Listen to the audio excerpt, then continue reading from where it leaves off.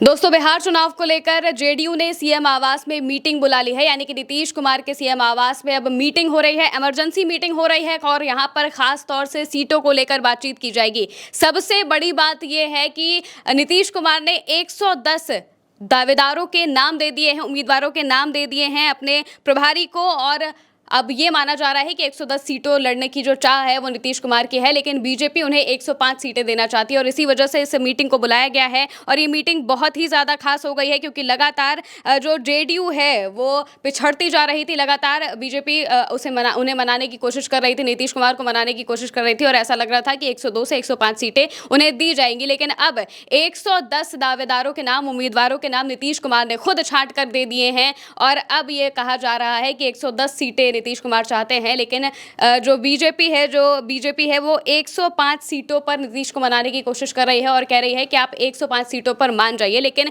नीतीश इस बात को मानने वाले नहीं हैं। दरअसल कुछ दिनों पहले भी सीएम आवास पर लगातार मीटिंग का दौर चल रहा था। वहां पर जो दावेदार हैं, उम्मीदवार हैं, वो लगातार पहुंच रहे थे और वहीं पर नीतीश कुमार ने यह भी फैसला किया था कि हम करीब 20% विधायकों के टिकट काटेंगे। यानी कि जो मौजूदा विधायक हैं उनके टिकट काटेंगे और उनकी जगह पर नए चेहरों को लड़ाया जाएगा। यह भी फैसला उस मीटिंग में किया गया था और करीब 500 दावेदारों के नाम उनके पास पहुंचे थे।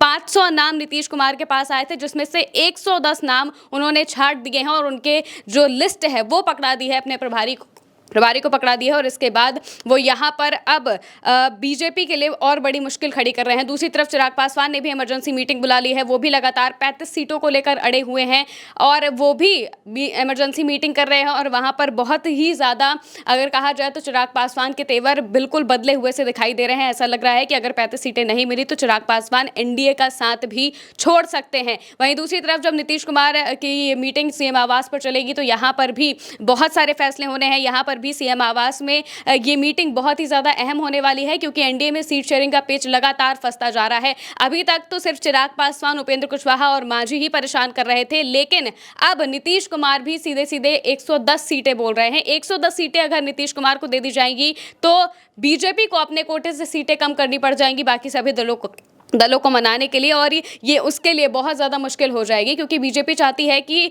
बिहार में उनका मुख्यमंत्री हो। लेकिन अगर ऐसी चीज़ें होती हैं, अगर नीतीश कुमार 110 सीटों की मांग कर देते हैं और चिराग पासवान 35 सीटें मांगते हैं तो बाकियों को कितनी सीटें दी जाएंगी और इसके अलावा बीजेपी खुद अपने पास कितनी सीटें रखेगी। और अगर बीजेपी के पास 100 से कम सीटें हुई तो वो अपना मुख्यमंत्री नहीं बना पाएगी। और ये बात जेडीयू भी अच्छे से जानती है क्योंकि लगातार जो बीजेपी के बड़े नेता आ रहे हैं, जो शीर्ष नेतृत्व आ रहा है, उसने कभी भी ये नहीं कहा है कि वो नीतीश कुमार के नेतृत्व में चुनाव लड़ेंगे। कई बार ये बात जरूर कही गई है कि बीजेपी अपना मुख्यमंत्री बनाना चाहती है और इसके अलावा एनडीए की सरकार के नारे लगते रहे हैं। इस वजह से कहा जा रहा था कि नीतीश कुमार को इस बार मुख्यमंत्री नहीं बनाएगी बीजेपी और ये बात जेडीयू अच्छे से जानती है। नीतीश कुमार अच्छे से इन सारी चीज़ों को मॉनिटर कर रहे थे, देख रहे थे और अब उन्होंने 110 सीटों की मांग कर दी है। 110 सीटों की उम्मीदवारों की लिस्ट थमा दी है सीधे सीधे। और अब जो बीजेपी है उसके लिए मुश्किलें और ज़्यादा बढ़ गई है क्योंकि 105 सीटों पर नीतीश को मना पाना बहुत ज़्यादा मुश्किल हो रहा है। नीतीश मानने को तैयार नहीं है, उधर चिराग मानने को तैयार नहीं है, मांझी भी 15 सीटों की मांग कर रहे हैं। एक्स पर पोस्ट करके दिनकर की कविता लिखकर उन्होंने कहा था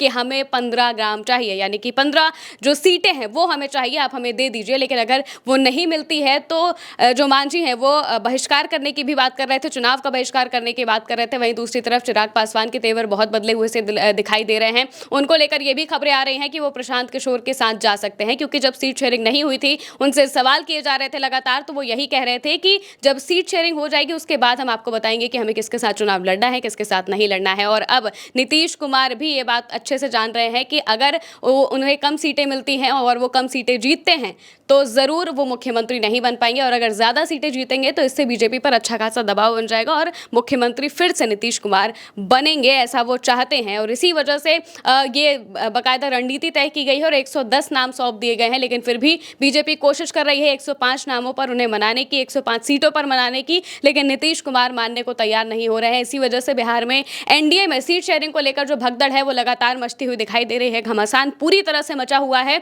और अब मीटिंगों का दौर शुरू हो चुका है। ये खास मीटिंगें अलग अलग जो दल हैं उनमें हो रही हैं और इसके बाद बड़े फैसले हो सकते हैं। अब देखना होगा कि फैसला क्या निकल कर सामने आता है। फिलहाल के लिए मेरे साथ इस खबर में इतना ही। आप देखते रहिए उल्टा चश्मा यूसी।